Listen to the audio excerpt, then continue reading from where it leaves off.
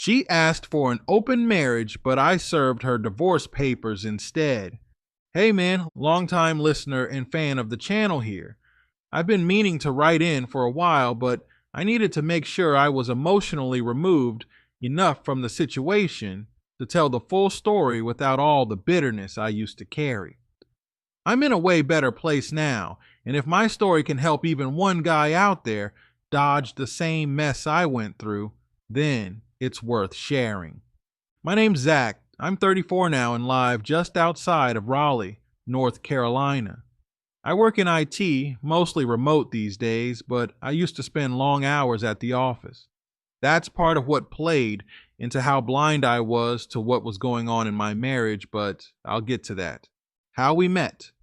I met my ex-wife in a pretty normal way, through mutual friends. I'll call her Jenna for this story. We were both invited to the same birthday dinner in 2015. I remember she walked in with this big contagious laugh and this confidence that pulled people into her orbit. She sat across from me, and by the end of the night, we were talking like old friends. She seemed fun, grounded, affectionate, the kind of woman who made you feel seen. We exchanged numbers, texted every day for about a week, and then met for coffee. That coffee turned into lunch, which turned into dinner the next day, and after about 2 weeks, we were basically glued at the hip. She did everything right. That's the part that gets me even today. There weren't any early red flags. She made me feel appreciated. She cooked, she was attentive, she asked about my day, and she genuinely seemed to want to build a life with me. She met my family. They all loved her. I met hers. Solid people, traditional values, or so I thought. I proposed to Jenna 6 months in during a trip to Chattanooga, Tennessee. We stayed at this cabin rental in the mountains, overlooking the river. I set up a little dinner on the patio with string lights and music.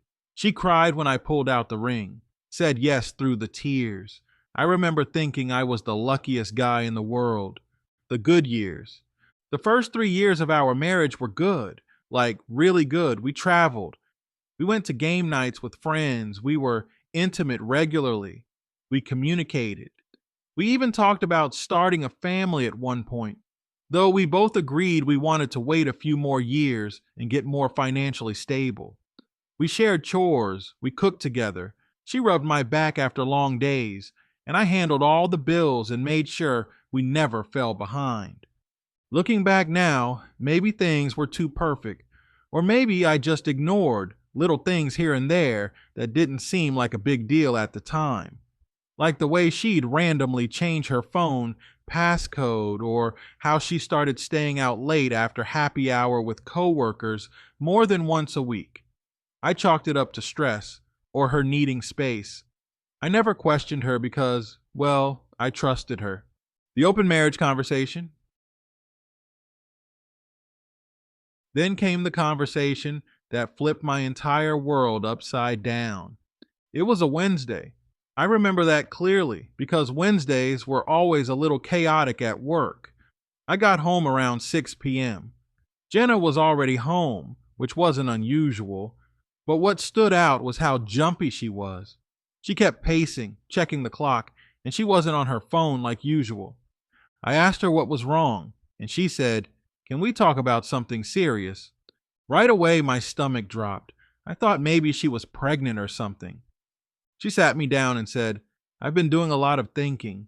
I love you, and I don't want to lose you, but I feel like I'm missing out on experiences. I feel like we rushed into things, and I don't want to live with regrets later." I asked her what she meant, and that's when she hit me with it. "I want to explore an open marriage, just for a while. I think it would make us stronger." I laughed at first. I thought she was joking, but she stared at me dead serious. My immediate response was, "Why now? Why after all we've built?"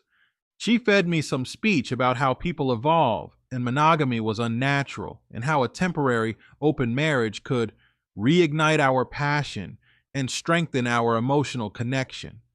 I was pissed. We argued for hours. I told her I wasn't built like that I didn't marry her just to share her with strangers. She said I was being closed minded. She eventually stormed off to the guest room that night. The discovery.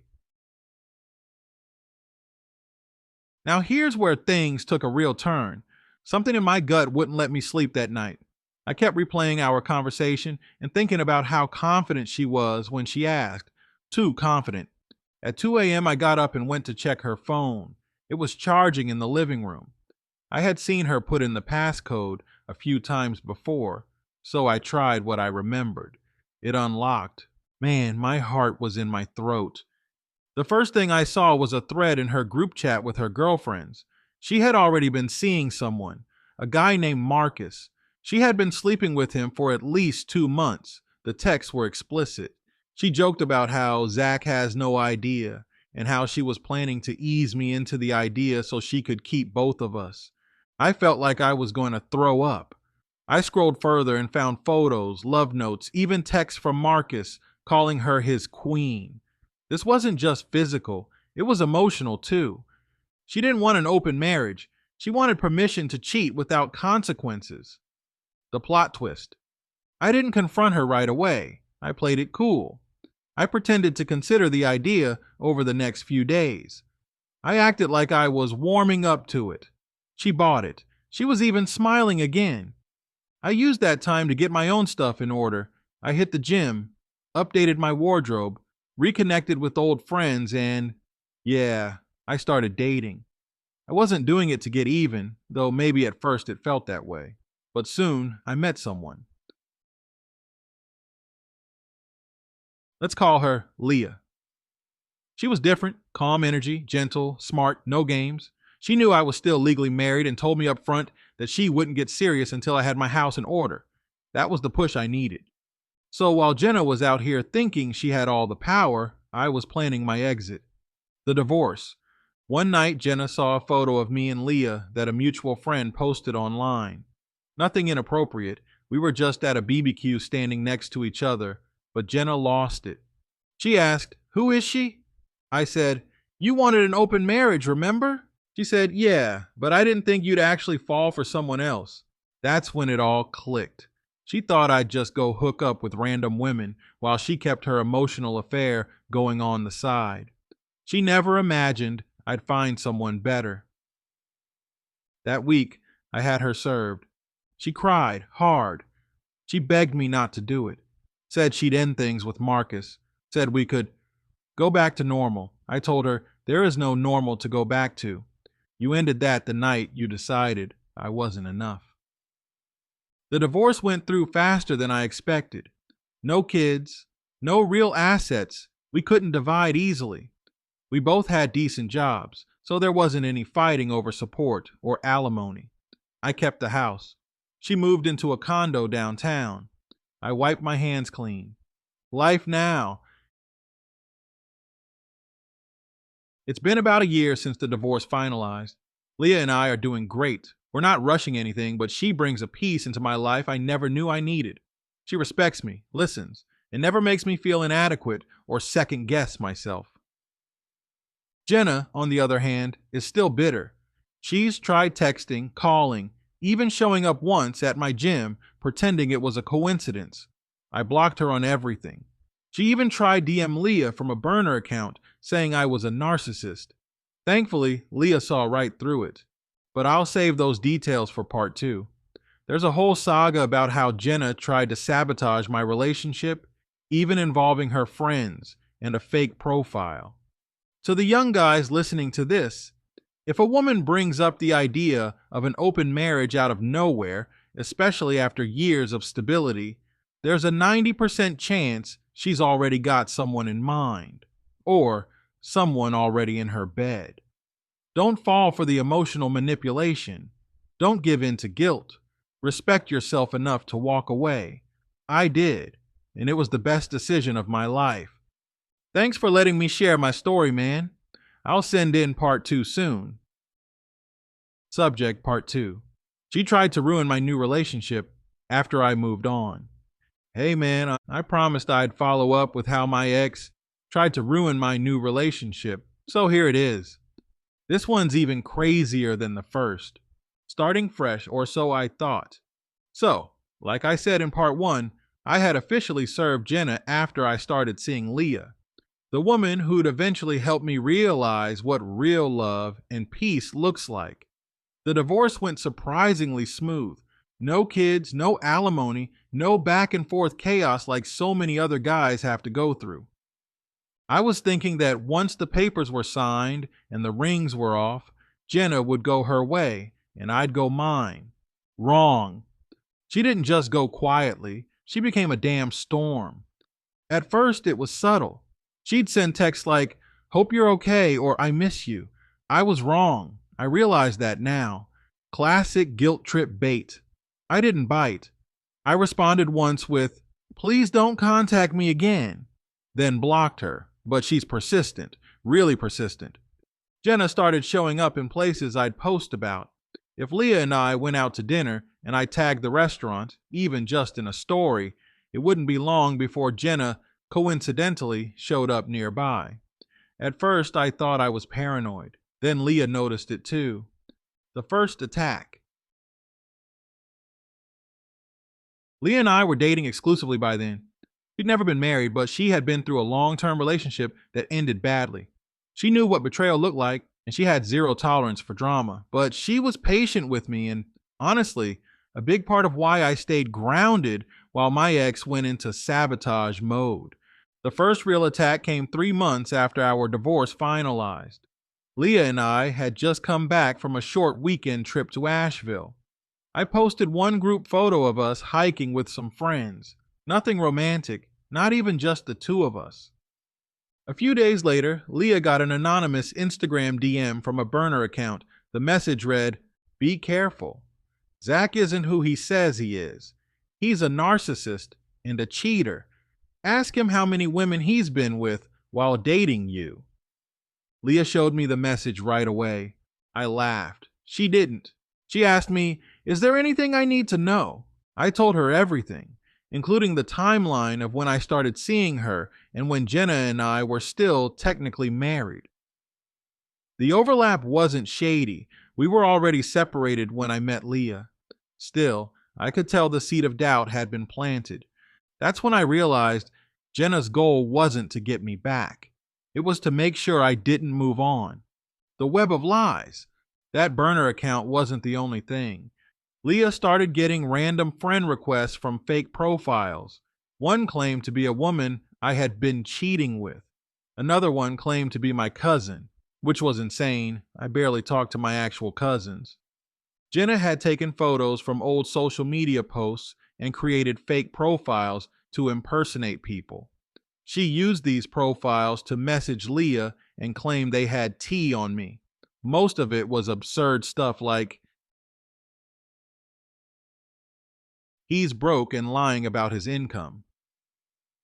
He had a secret engagement before you and broke that girl's heart too. He's emotionally abusive. Ask his last 3 exes." Leah, being the woman she is, didn't believe it, but it started to wear on her. The vibe in our relationship changed. She became a little more distant, more cautious. I don't blame her. I told her, "If I were in your shoes and someone you used to love turned into a stalker, I'd have questions too." We decided to take a break from social media, deleted our apps for about 30 days.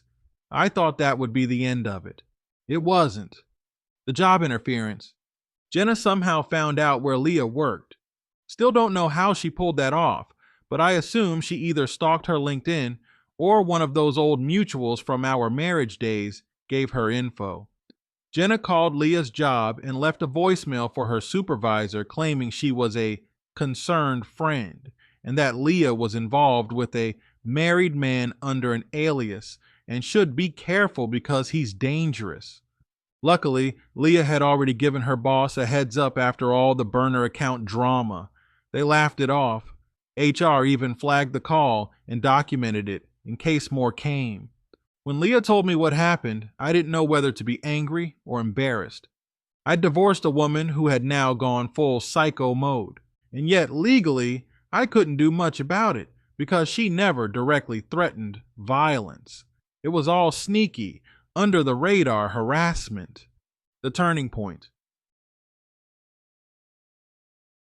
The turning point came in the fall, about 8 months after the divorce. I got a knock on my apartment door. It was one of Jenna's friends. Let's call her Renee.